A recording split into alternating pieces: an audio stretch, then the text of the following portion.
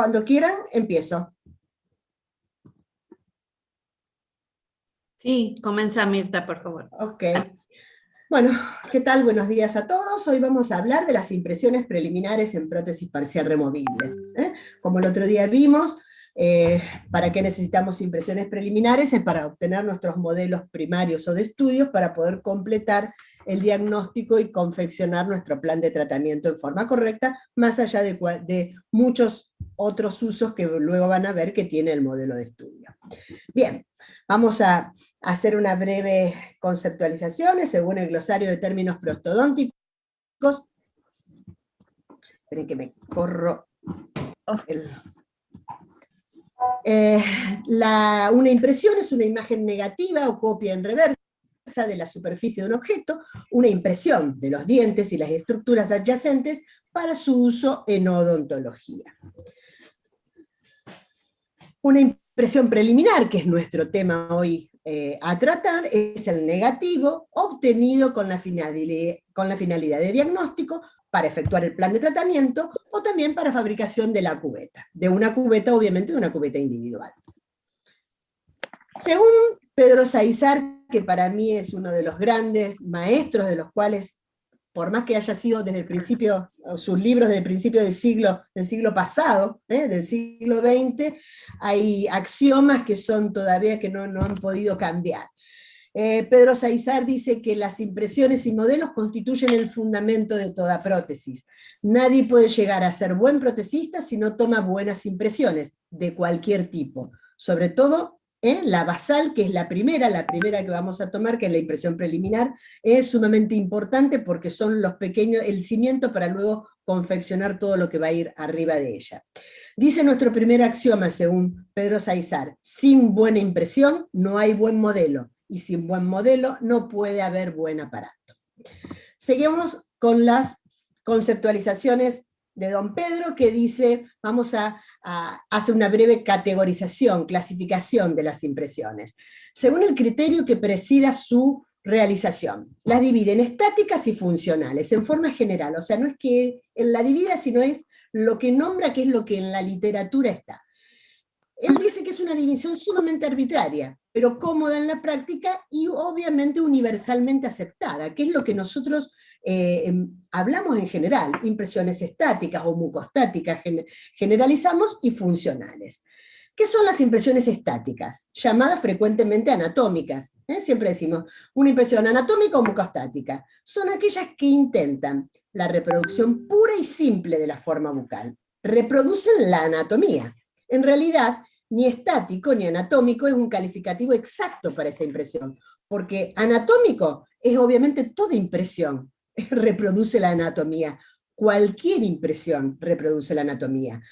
Y estático es muy sutil, si a ese terreno que nosotros vamos a impresionar no le vamos a derivar algún tipo de deformación por el material, pero está universalmente aceptada que la impresión la llamamos anatómica cuando la intención del operador es no producir ningún cambio funcional en el terreno. Por eso nosotros la denominamos anatómicas o mucoestáticas. Obviamente que un poco de deformación del terreno, por más que no querramos, se va a producir, pero es la denominación universal y la vamos a seguir utilizando. En cambio, las impresiones funcionales son aquellas que se toman teniendo en cuenta cómo van a funcionar los aparatos protésicos. Por ejemplo, luego vamos a ver en prótesis parcial removible, las prótesis de extensión distal, nosotros vamos a tomar impresiones funcionales simulando cuando esa base extensión distal vaya a estar en funcionamiento. Eso es una simulación del terreno bajo carga. Entonces, eso es lo que dice Saizar y estoy sumamente de acuerdo, la generalización de los términos que en sí, etimológicamente la palabra prácticamente no corresponde, pero no importa, la vamos a seguir llamando así. Según su extensión, tenemos impresiones parciales o totales, según lo que abarque del maxilar, según la existencia de dientes o no, para desdentados totales o para pacientes dentados, según el objetivo de estudio, como es la impresión que nosotros vamos a tomar, de documentación, generalmente las impresiones para ortodoncia, se guarda luego ese modelo para documentar, impresiones de antagonismo, o sea, nosotros vamos a realizar una prótesis en el maxilar inferior y vamos a tomar su antagonista, o impresión de trabajo, que son las impresiones secundarias también llamadas. Según su complejidad, un número de maniobras simples, que se toman con cubeta estándar o con un solo material de impresión, en un solo tiempo intrabucal. Y las impresiones complejas, como luego van a ver, intervienen más de un material, más de una técnica, etc. Bien, entonces vamos al tema que nos compete hoy. Impresiones preliminares, en prótesis parcial removible y también en prótesis completa, o sea, las prótesis removibles van a ser anatómicas, van a reproducir el terreno, obviamente el terreno protético y paraprotético, sin nosotros derivarle ninguna carga, hacia donde nuestro material nos lleve, cuidando de que sí sean sobreextendidas, que deben abarcar terreno protético y paraprotético. Esa es la característica general que tiene toda impresión preliminar. ¿Por qué? Porque luego nuestro modelo primario nos va a servir para hacer la cubeta individual que se realiza sobre terreno absolutamente protético, lo mismo que vimos el año pasado, que vimos en prótesis completa. Por lo tanto, ¿cómo podemos dilucidar dónde está el terreno protético si no tenemos el otro terreno también? Para poder separar uno del otro con las maniobras clínicas que todos ya sabemos. Bien, entonces, ¿qué vamos a utilizar para tomar? ¿Qué necesitamos para tomar una impresión en general? Obviamente un material de impresión. Cualquier sustancia o combinación de sustancias utilizada para hacer una impresión o reproducción negativa, junto con una cubeta, que es un receptáculo, es un continente en el cual colocar el material de impresión para luego poder hacer la reproducción en negativo, como vimos anteriormente, que es la conceptualización de lo que es una impresión. La segunda acepción, según el glosario de términos prostodónticos, ese es el dispositivo para llevar, encofrar y controlar la cantidad de material de impresión mientras se toma a esta, o sea, a la impresión. Vamos a hablar en forma general qué características deben reunir todo material de impresión. Lo voy a hacer muy someramente, porque luego con sus jefes de trabajos prácticos van a hablar largamente, van a repasar lo que son los materiales de impresión. Deben ser lo suficientemente viscosos para mantenerse en la cubeta, o sea, que no se derramen de la cubeta en la cual va a ser llevada a la boca. Deben ser también lo suficientemente fluidos como para adaptarse a los tejidos orales y poder reproducirlos correctamente. De ahí la elección de los materiales que nosotros queremos. O sea, si nosotros necesitamos una fineza de reproducción, el material va a ser más altamente fluido. A medida que aumenta la viscosidad, disminuye la reproductibilidad de detalles. Mientras estén en la boca, deben transformarse en un sólido rígido o gomoso en un tiempo razonable. Es inaceptable que un material permanezca para su endurecimiento en la boca 10 minutos. Es inaceptable. El tiempo de fraguado, dice Phillips, fraguado, endurecimiento, polimerización, lo que ustedes quieran llamar, según el material que estemos utilizando, no debe exceder los 7 minutos, esto generalmente es en los elastómeros. La impresión fraguada o endurecida o polimerizada no debe deformarse ni desgarrarse al retirarla de la boca. Eso es una condición, obviamente. Ojo, cuidado con los elastómeros, no es el material que nosotros vamos a utilizar como impresión preliminar, pero si no tiene su total polimerización, el material va a estirarse y obviamente va a producir una impresión totalmente desvirtuada.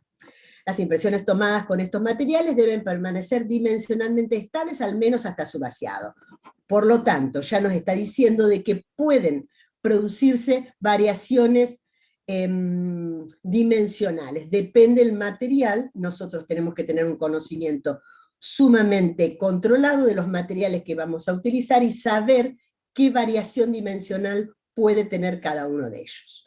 La impresión debe mantener su estabilidad tras ser retirada del modelo, de manera que pueda volver a ser vaciada una o dos veces más. Obviamente esto no va para los hidrocoloides, sí puede ir para los elastómeros. y el material debe ser biocompatible, debe estar sumamente autorizado por todas las entidades que rigen la ADA, que rige a los materiales odontológicos. Bien.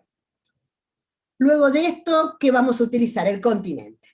Para tomar una impresión preliminar vamos a utilizar cubetas estándar. Son aquellas prefabricadas en serie, o sea que no vienen, las compramos y vienen por numeración o por letra, S, M o L, según qué tipo de marca vayamos a utilizar, si son de aluminio, si son ahora vamos a ver de acero inoxidable, que existen distintos tamaños, perforadas o lisas y de diferentes materiales, metal, plástico o de teflón o algún otro material. Aquí tenemos un conjunto, un pool, cubetas totales, cubetas parciales, pueden ser de acero inoxidable, aluminio o plástico. Estas son las que están en el comercio, estos vienen en kits, las cubetas de acero inoxidable perforadas y las cubetas lisas. Estas se van a retener el material por estas múltiples perforaciones, y estas son tipo rimlock, donde tienen una pestaña en donde el material va a ser retenido por este artificio de la cubeta. Son las cubetas más estables, son las mejores cubetas para tomar cualquier impresión porque son sumamente rígidas, van a contener el material correctamente y ante ningún material, por más pesado que sea, van a sufrir ningún tipo de deformación. El único inconveniente es que tenemos que tener la cantidad de cubetas suficientes para adaptarnos, o sea, para que no podemos adaptar la cubeta al paciente, sino que tenemos que tener tanta cantidad de cubetas como tamaños pueden presentarse de maxilares. O sea que no solamente un kit nada más tenemos que comprar, sino varias, ir aumentando en cantidad de tamaños para poder tomar las impresiones correctamente en cada paciente en particular. Y esto es un recordatorio de lo que es una impresión, una cubeta para un desdentado, recuerden, la gotera en media caña y flancos muy bajos, y esta es la gotera cuadrangular y flancos más altos. Y tenemos las cubetas mixtas. Estas las vamos a utilizar solamente en prótesis parcial removible. ¿Qué quiere decir mixta? Ahora puso fotos del material de la cátedra, porque ella pone como propio un montón de materiales que... ¿Sí? No, perdón, Mirta. Bien. Estas cubetas son mixtas. Aquí tenemos en la parte anterior, va a corresponder esto para tomar impresiones en clases 1 de Kennedy, donde tenemos el desdentado anterior y los rebordes residuales posteriores. ¿Para qué? Para que luego no tengamos la misma cantidad de material, en el espesor de material en una parte y en la otra. Si la cubeta fuera para dentado total, habría más cantidad de alginato. Por lo tanto, luego, no es la misma la gelificación en este sector que en este sector. Entonces, siempre tenemos que tratar de tener una cantidad uniforme de material en toda la cubeta. Por eso existen las cubetas mixtas. Y si no tenemos cubetas mixtas, tenemos distintos artilugios para poder realizar esta técnica. Entonces, esta no es tan pronunciada, estas son las de acero inoxidable en el maxilar superior como la del maxilar inferior. Bien, tenemos las cubetas de aluminio, que vienen con numeración. Generalmente las cubetas de acero inoxidable se presentan en tamaño S, M o L, y también con distintas subdivisiones. No son tan rígidas, obviamente. La única es que podemos movilizar, son más maleables, podemos movilizar los flancos para poder adaptarlos un poco a la boca de nuestro paciente. O sea, no en largo, obviamente, sino movilizar algunas partes de ellas.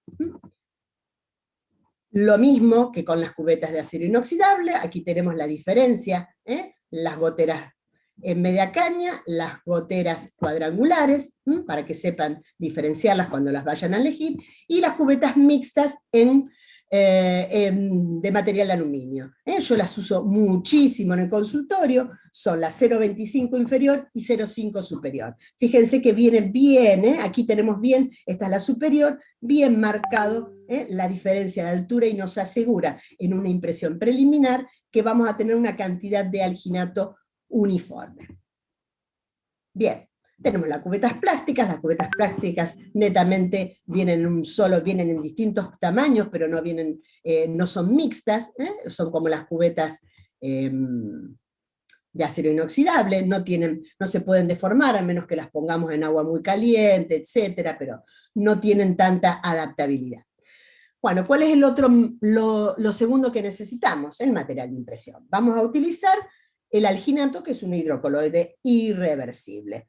Del alginato lo único que vamos a hablar es netamente de su parte clínica. Para hacer un breve pantallazo, tenemos 12% de alginato de sodio o alginato de potasio, que es una sal de ácido algínico derivado de las algas marinas, con un 12% de sulfato de calcio. Estos son los dos materiales que se van a unir para formar el alginato de calcio, que va a estar en fibrillas, y si el material no tuviera un retardador, esta unión se haría en forma instantánea, no daría ni tiempo prácticamente a cargar una cubeta. Entonces se le agrega tanta cantidad de fosfato trisódico para darle el tiempo de trabajo. El 70% de tierra de diatomea, que es el relleno, es lo que le da la consistencia, porque si no sería prácticamente una gelatina, como la gelatina comestible, un endurecedor de modelos, ¿por qué? Porque el alginato alteraba la superficie del modelo en el sentido de que retrasaba el fraguado del modelo y la superficie quedaba en forma de tiza. Por lo tanto, ya en todos los alginatos modernos existe un endurecedor de modelo para que esto no ocurra. Colorantes y saporíferos para darle gusto. Entonces, lo fundamental, vamos a la parte clínica del alginato. ¿Qué vamos a necesitar? Tenemos distintos tipos de alginato. Fíjense que acá, en todos los alginatos, en este momento dice dust free, libre de polvo. ¿Por qué? Porque vienen siliconados. Antes, cuando abríamos una bolsa de alginato, el alginato se volatilizaba, y eso era tóxico, o sea, en la aspiración de constante a lo largo de la vida profesional. Entonces le agregaron no solamente para que la textura sea mucho mejor, sino para evitar la volatilización y que sea perjudicial para el operador. Lo ideal es, una vez comprada una bolsa de alginato, ponerla en un tarro que sea absolutamente hermético. ¿Para qué? Para que cada vez que vamos a dispensar una cucharada de polvo, previamente sacudamos el tarro y desapelmacemos el polvo. Esa es la medida, o sea, no tiene que estar apelotonado. Una vez que hacemos esto, bueno, lo hicimos obviamente en la facultad, antes de, no teníamos el tarro, se dosifica en la proporción, con los proporcionadores propios de cada alginato. Cada buen alginato tiene un proporcionador, y entonces nos van a decir tanta cantidad de cucharas con tantas medidas del vasito proporcionador. Entonces lo vamos a proporcionar tanto el polvo como el líquido. Aquí vemos una cucharada, una medida de agua. Vamos a utilizar una taza de goma blanda con una espátula ancha y rígida para poder amasar el alginato contra las paredes de la taza. Bien, distintos alginatos, y leer todo lo que ustedes compren, deben leer las instrucciones de su fabricante. Es libre de polvo, fácil de dispensar, fácil mezcla, sabor a menta. Aquí tenemos que para una impresión, para una cubeta de un tamaño M, una media, vamos a utilizar 2 cucharadas y 2 cucharadas de polvo y 2 medidas de agua. Y tenemos 30 segundos de mezcla. Luego, hasta llegar, tenemos hasta 1 minuto 10 hasta cargarlo. Y luego 1 minuto dentro de la boca. El tiempo total, 2 minutos con 10 segundos. Y miren esto. y miren esto, 23 grados centígrados es a la temperatura que el fabricante está diciendo, de la temperatura del agua, está diciendo que esto va a ocurrir. O sea que su tiempo de trabajo es con el agua a 23 grados centígrados. Entonces, vamos a lo anterior. Proporción, la que nos da el fabricante. Tiempo de gelación. ¿Quién maneja el tiempo de gelación en todo hidrocoloide? La cantidad de fosfato trisódico que tenga. ¿Sí? El alginato ustedes lo van a comprar, donde va a decir de gelificación normal, de gelificación rápida, generalmente los que se utilizan para niños, los que se utilizan en ortodoncia, o más lenta. Es la cantidad de fosfato trisódico que tiene, porque esto va a ser una reacción química, es irreversible la reacción en el alginato. Pasa de sol a gel y no puede volver de gel a sol como en el reversible.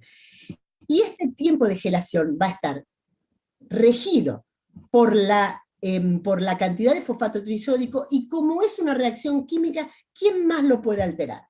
La temperatura. ¿La temperatura de quién? Del agua que nosotros estemos poniendo. Si nuestro fabricante dice que esto va a suceder en 2 minutos con 10 a 23 grados, si yo estoy con un día como hoy, que sale el agua, creo que debe salir a 7 grados. ¿Qué debo hacer? Yo voy a estar muchísimo tiempo, va a tardar muchísimo tiempo en gelificar este alginato. Si yo utilizo con el agua de la canilla hoy. ¿Por qué? Porque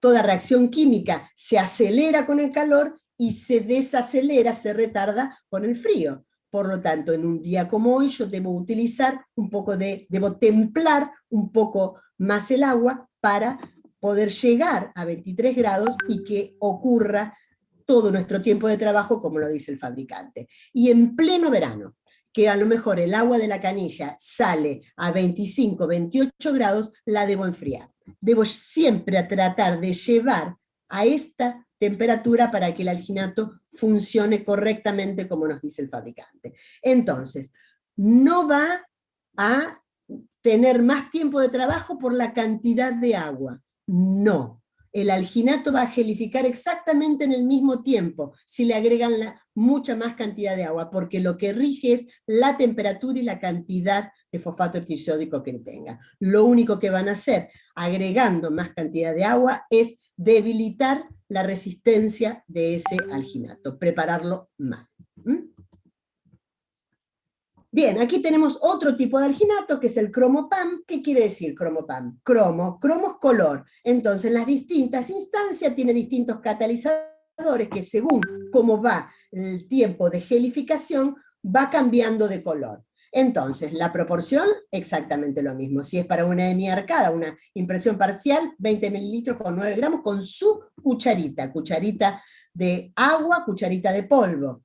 Siempre, bueno, ahora vamos a ver, siempre se coloca primero el agua y luego sobre el agua se coloca el polvo. Para una impresión media, siempre es esto, 2 cucharas de polvo más 2 de líquido. El tiempo de preparación, de mezcla en la taza, el alginato está de color violeta.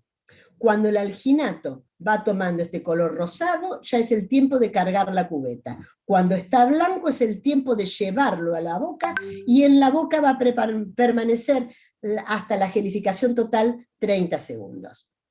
Entonces, todo esto es el tiempo de trabajo, siempre a cuánto? A 23 grados de temperatura del agua. Entonces, ¿cómo debe estar la taza de goma? Limpia. ¿Limpia de qué? Limpia de alginato viejo, limpia de yeso. No podemos utilizar, nunca utilicen la misma taza de goma para el yeso que para el alginato. Restos de yeso, estamos agregando sulfato de calcio y va a producir, obviamente, que va a acelerar la gelificación del alginato. Entonces, tazas de goma para usar para alginato, tazas de goma para usar para el yeso, e igualmente debe estar completamente limpia. Vamos dispensando, colocamos las 2 medidas, dispensamos, amasamos contra las paredes de la taza, para asegurarnos de que cada partícula de polvo se embeba en el agua, y vamos a producir que la gelificación se haga en forma pareja. Aquí, ¿qué va a producirse? Primeramente, una primera gelificación, se van a formar toda una rama de fibrillas y van a mantener dentro de su estructura alginato que todavía no ha gelificado. Eso es lo que le da la elasticidad a la masa. Vamos a cargar la cubeta y llevarla a la boca. Entonces, estos pasos son fundamentales. ¿Cómo tenemos que dispensarlo? Cómo lo vamos a espatular y llevarlo a la taza. ¿Cómo probamos las cubetas? Exactamente lo mismo que probamos una cubeta en prótesis completa. Aquí me faltó el paso de apoyarlo primero en una comisura, el paciente con la boca entreabierta para dar más flexibilidad a la comisura, se rota y se coloca en la parte más posterior. Si tengo desdentado posterior, lo coloco bien en la fosa mular. Si tengo molares, ojo, si es un segundo molar, siempre busco la fosa mular. Busco hasta allá, con la cubeta vertical, donde yo me estoy asegurando que estoy en la parte posterior, y cuando la tengo ubicada, la voy elevando. Si al elevarla me choca con los dientes anteriores, esta cubeta es corta. No tengan las ganas de llevarla para adelante para cubrir, porque esto es la frazada corta, para dejar en la parte posterior sin impresionar correctamente. Entonces, esta cubeta es corta. Tengo que elegir una más larga o alargar la cubeta de alguna forma. Entonces, ¿cómo puedo yo adaptar mi cubeta? En un flanco que no me cubra, puedo agregarle ceradura o compuesto para modelar. En los paladares ojivales, también siempre agregar, ¿para qué? Para que la cantidad de alginato sea pareja a nivel de toda la superficie, porque yo puedo retirar, ver, tocar que el alginato está gelificado en toda la superficie, y en el interior de este volumen tan importante, si aquí no hubiera cera, va a haber alginato sin gelificar, y luego se produce distorsión. Entonces, obviamente la cubeta individual que yo vaya a realizar no va a estar bien confeccionada. Entonces, esto es sumamente importante cuando tengo paladares profundos. Y yo lo que quiero darle es bien la sobreextensión. Y este mismo material va a llevarme a la sobreextensión. No tengo que hacer ninguna maniobra de hacer remarginado, nada más que el material debe fluir. Si la cubeta está bien elegida, darle el espacio correspondiente. Bien. Aquí vemos dos ejemplos de mala elección de la cubeta. Esta es la misma boca, en donde el paciente, el alumno, era una cubeta muy angosta. Fíjense cómo aquí rozó este canino con la parte interior del flanco. Prácticamente aquí no tengo ningún ancho, era corta, y para mal de males también el alginato no tenía la preparación adecuada. Esto con una cubeta más holgada, más larga, que cubrió absolutamente todo, y con la sobreextensión que corresponde. Tengo terreno protético y paraprotético. Obviamente que luego mi prótesis no va a llegar hasta acá. Esto es terreno paraprotético, pero yo tengo que poder visualizarlo para poder hacer la cubeta correctamente. Y el juzgamiento de la impresión es absolutamente igual que en una prótesis completa. Tengo la extensión, tengo centrado, tengo ancho, tengo fidelidad, extensión, exactamente lo mismo. Y si no, se desecha y se vuelve a repetir. Si el error es la mala elección de la cubeta, obviamente hay que elegir otra.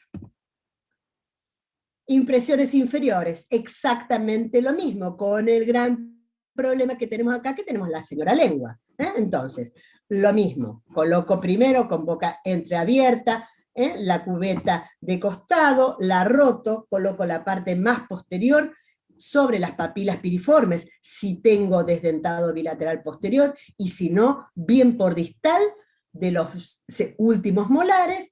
Una vez que yo veo, o sea, por visión directa, que lo tengo en la parte más posterior, voy a ir descendiendo, y en el momento que voy descendiendo, voy a ir viendo si tengo el espacio suficiente para el algilato, que tiene que ser por lo menos de 3 a 5 milímetros, no menos de 3 para que el alginato verdaderamente tenga un correcto comportamiento. Cuando voy descendiendo, le digo al paciente que eleve la lengua, para no correr el riesgo de que quede atrapada, e ir entrenando al paciente para luego la toma de la impresión. Entonces, cuando baja y sin dificultad cubre, esta es la cubeta correcta.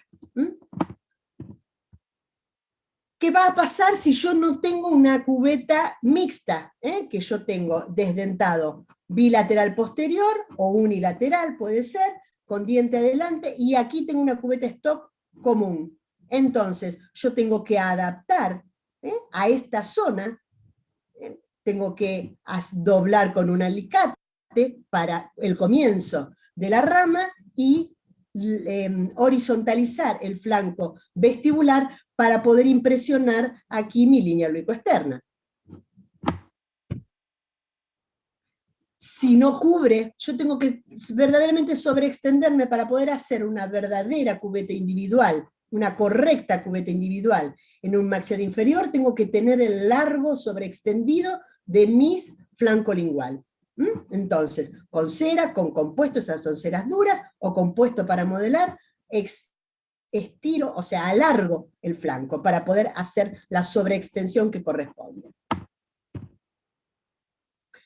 Y esto cuando tengo diastemas pronunciados, o un paciente con enfermedad periodontal. Para que el alginato no penetre en esta zona y se desgarre y se rompa, yo en este momento yo no necesito ninguna reproductividad de detalles. Lo tapo con Zero Utility para lograr que el alginato no se me rompa en el retiro de la impresión.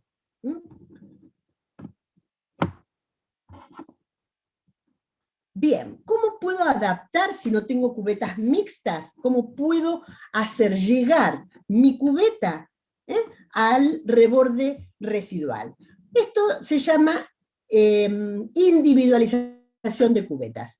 Lo hacemos con compuesto para modelar, las tabletas de compuesto, las atemperamos como ustedes ya saben, las colocamos en la parte desdentada, las llevamos simplemente, el material como es pesado nos va logrando per se la sobreextensión, la retiramos, cortamos si se sobreextendió en la parte dentaria, y lo único que tenemos que hacer, como lo que yo quería era lograr profundidad y largo de flanco, simplemente voy a desgastar en la parte interna y hacerle retención. ¿Para qué? Porque la verdadera impresión luego la voy a lograr con el alginato. Acá simplemente estoy individualizando una cubeta stock para este caso en particular, porque los flancos no me eran suficientes, y para lograr un espesor correcto del alginato a lo largo de toda su extensión. Aquí ven como, aquí tengo el largo que corresponde. Esto no lo debo tocar, simplemente debo retirar por lo menos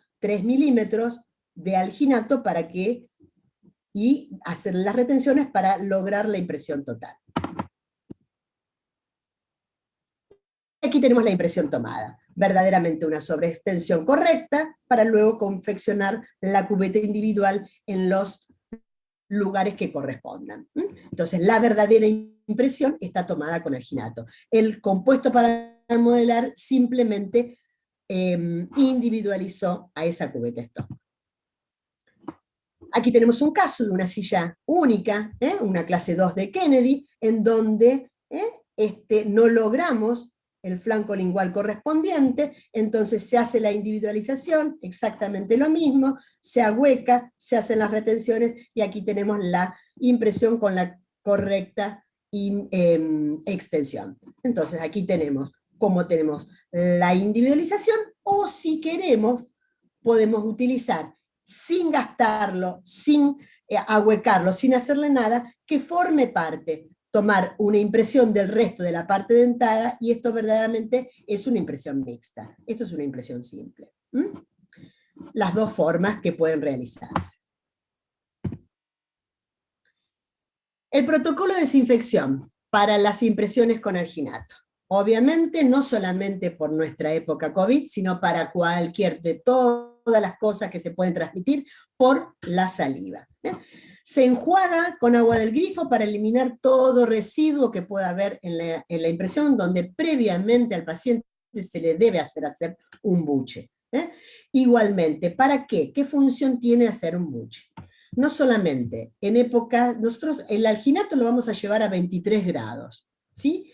El cuerpo, ¿a qué temperatura está bucalmente? A 37.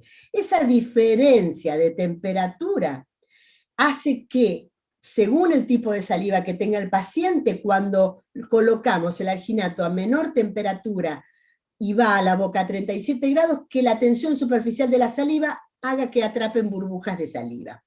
Entonces, hacerle hacer en el momento anterior a la toma de la impresión un buche con agua más fría, o sea, con agua fría, nos va momentáneamente a tratar de equiparar un poco la temperatura y nos disminuye la probabilidad de que quede atrapada burbujas de saliva en nuestra impresión.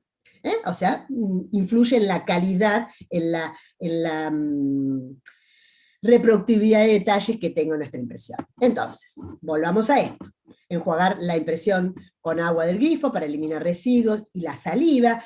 Anteriormente espolvoreábamos con yeso, pero eso va a la cañería, está totalmente prohibido en la facultad, en el consultorio es una locura, se lava con agua solamente la impresión. Se elimina sacudiendo la impresión, pero no sacudiéndola a lo bestia, retirando el agua, nunca pongan chorro de agua para no volatilizar nada de la impresión. Rociar la impresión con hipoclorito de sodio al 1%, y luego la colocamos en una bolsa con un algodón apenas embebido en esta solución en la cara no activa de la cubeta. Se cierra la bolsa y se espera el tiempo. ¿Cuánto tiempo? 15 minutos. ¿Para qué? Para que el alginato recupere su memoria elástica, para que actúe el hipoclorito, y luego no más de 15 minutos es necesario, o sea, no se debe prolongar demasiado. ¿Por qué? Porque el alginato, recuerden, sufre de imbibición, de sinéresis y de deshidratación, o sea, libera el agua, porque la mayor parte del alginato es agua, entonces si libera agua pierde masa, tenemos una infección contraída. Si libera subproducto, como es la sinéresis, que es independientemente del medio donde se encuentre, también va a producir contracción. Y si está en un medio acuoso, va a embeberse con el agua, por lo tanto también va a distorsionar la impresión. Entonces, solamente en esto, 15 minutos hasta que recupere su memoria elástica y se procede a hacer el vaciado. 10 minutos, 15 en la bolsa, enjuagarla, eliminar el exceso de agua y realizar el vaciado. Bien, entonces, tenemos la impresión, la lavamos, la rociamos con el hipoclorito, la colocamos adentro de una bolsa con el algodón para que se cree, como el cloro es un gas, para que mantenga la volatilización, o sea, se mantenga la sanitización dentro de la bolsa. Y lo que no tenemos que hacer es esto, dejarla al aire libre. ¿Por qué? Porque se deshidrata, obviamente pierde masa, impresión que no va a reproducir los detalles correctamente. Sumergirla en una taza de goma con agua, obviamente va a sufrir imbibición, el modelo va a ser totalmente inexacto. Ni tampoco colocar un algodón embebido ni siquiera en el hipoclorito, ni siquiera en agua, porque obviamente que va a absorber y va a deformar la impresión. Bien, brevemente vamos a pasar algunos que otros casos que agregué. Esto es una impresión con una buena sobreextensión, buen ancho de un reborde absolutamente sobreextendido. Con esto yo no puedo hacer una prótesis. ¿Por qué? Porque la tengo muy sobreextendida. Y aquí tengo poca sobreextensión. Entonces, la evaluación de uno y otro, cuando retiremos la impresión de la boca. ¿Cómo se retira una impresión de alginato de la boca? Siempre en un paciente dentado, siempre en dirección al eje mayor de las piezas dentarias. No bambolear la impresión, porque eso produce siempre tensiones dentro del alginato, que luego se traducen en distorsiones. Fíjense que aquí tengo poco, o sea, la elección fue mala de esta cubeta, y miren como aquí también en la parte anterior se ve el metal de la cubeta. Esta cubeta era chica para este maxilar.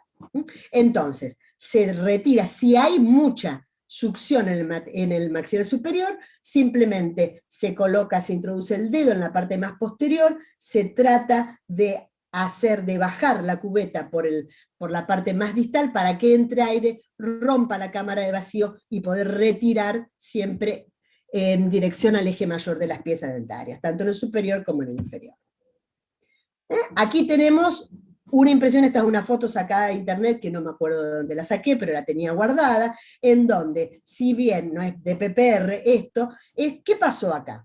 El alginato estaba muy fluido y no fue correcta la introducción de la cubeta en la boca en el momento de la impresión. La cubeta se coloca exactamente de la misma forma que cuando la probamos.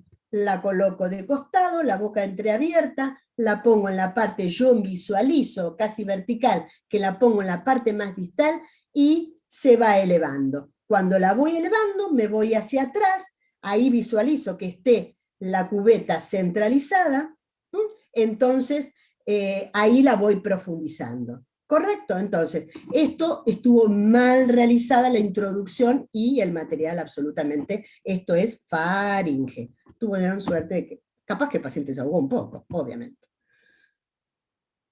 Bien, esta es una impresión mía, con un material que hizo la doctora Balón acá. Eligió mal la cubeta, una porquería hecho el alginato, no tiene consistencia, un alginato muy fluido, la cubeta no llegó a cubrir, aquí tengo la lengua, no hice subir la lengua al paciente, está marcada, los flancos linguales son absolutamente cortos, esto no sirve para nada, para nada. Otro mal, esto también, esto es de mi consultor, este alginato era un CA37 que tenía y lo probé y estaba viejo, tardó un montón en endurecer, la superficie no es correcta, era un material que no cumplía con los requisitos correctos. Y aquí también, esto es de un alumno de la clínica, donde la cubeta era corta, el material también estaba mal espaturado, entonces la confección de la impresión implica la importancia de las dos cosas, de la elección de la cubeta, del continente, y del material y de la preparación y elección del material de impresión. Perdón, Mirta, en la impresión de la derecha también está mal centrada. Sí, Fíjate, sí, sí.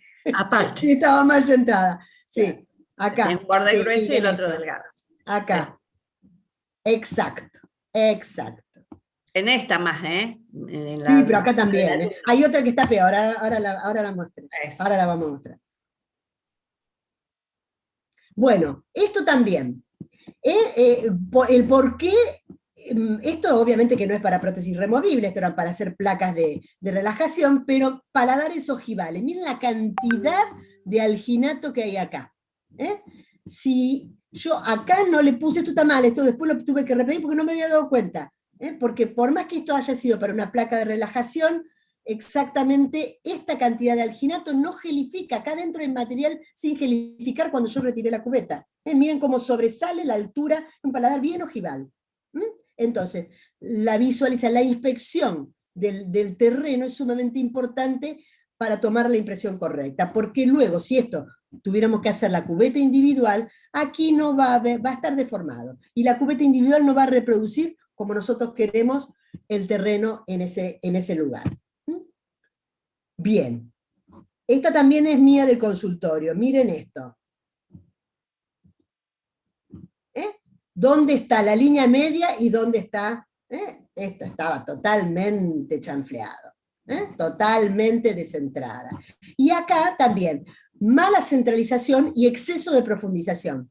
Miren, esto aquí se está viendo la cubeta. Se ve la cubeta y se ve la cubeta. Y miren la cantidad de material que hay acá, no estuvo bien colocada la cubeta dentro de la boca y excesiva profundización. ¿Y esto qué es lo que pasa? Esto es alginato de calcio puro. Esto, obviamente, fue una impresión que ya había hecho el modelo y luego retiré y la dejé. Si esto dejas la impresión al aire, pasa esto. Se convierte totalmente toda la masa en alginato de calcio. Y esto es sumamente quebradizo. Y esto es lo que pasa cuando, esto ya es grosero, obviamente, porque está totalmente desecada, pero para que ustedes vean cómo se va desprendiendo, si se va deshidratando por conversión en algirato de calcio totalmente, la cubeta de la impresión de la cubeta. Entonces, a tener en cuenta que tiene que estar absolutamente adherida, retenida la cubeta en la... Espérenme 2 segunditos, 2 segundos.